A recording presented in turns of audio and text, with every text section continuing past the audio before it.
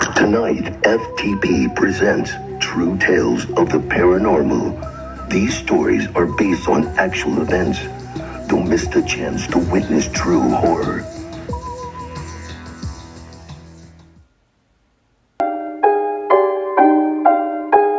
Greetings and salutations. I am Giovanni Guinevere, representing the New Moon Nation, here to bring you a true tale of the paranormal. So, I lived in a small town when I was 17, surrounded by massive lush green forest, marshland, and a giant river that cut the city off from the rest of the state. And I had a friend, his name was Jack, and Jack had a very good knack for getting himself into situations he shouldn't be in and somehow convincing me to tag along. We were sitting outside the gas station, smoking the cigarettes we were too young to be indulging in, and Jack told me he saw a really weird fire in the forest last night, but when he went to check it out in the morning, there was nothing there. So Jack asked if I would accompany him into the forest to see if we could figure out what was going on. And so we planned our trip for about a week, and Saturday night at about 12:30 a.m., we snuck out of our homes, we met up by the bridge over the river, and we walked into the marshland near the forest. At first, we couldn't see anything. There was no fire, and it seemed like the sounds of the forest and nature were asleep just as the city was. But then we started to hear a crackle. And from the crackle, when we found where the sound was coming from, we saw a small orange flame.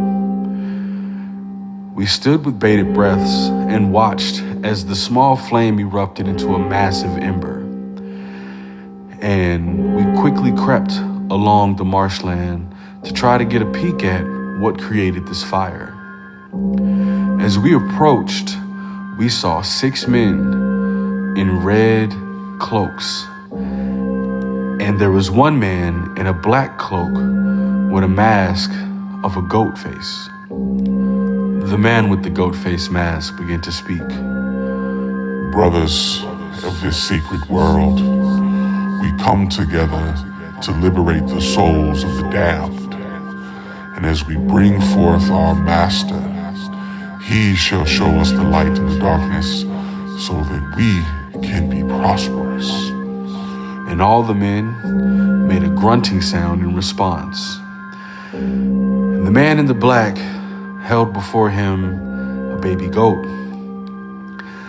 And he took the goat and he cut its neck and he moved its blood all across the circle, hitting all of the men that stood near him and then drenching himself. And as the life left the goat and it fell over, the man in black began to recite a prayer in a language that we hadn't heard before.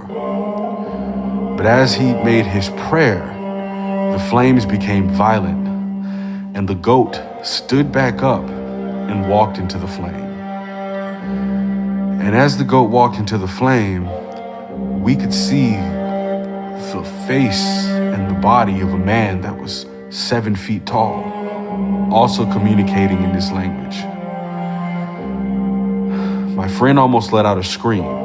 I immediately covered his face, but the sound that he made attracted the attention of the men that were there. As they all turned their faces towards us, the man in black said, "Is someone there who disturbs our sacred ritual?" So Jack and I tried to creep as quickly as we could away, and the 6 men in the red had begun to look through the forest and try to figure out where we were. They had lit torches, and they moved in a very strange, almost inhuman way as the cloaks kind of obscured their body movement.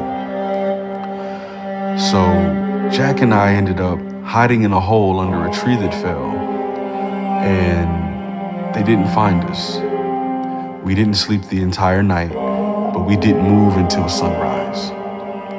To this day, Jack and I have no idea what we witnessed, and shortly after that, we parted ways due to the trauma of that night. But it's a true story, one that we experienced, and one I will never forget.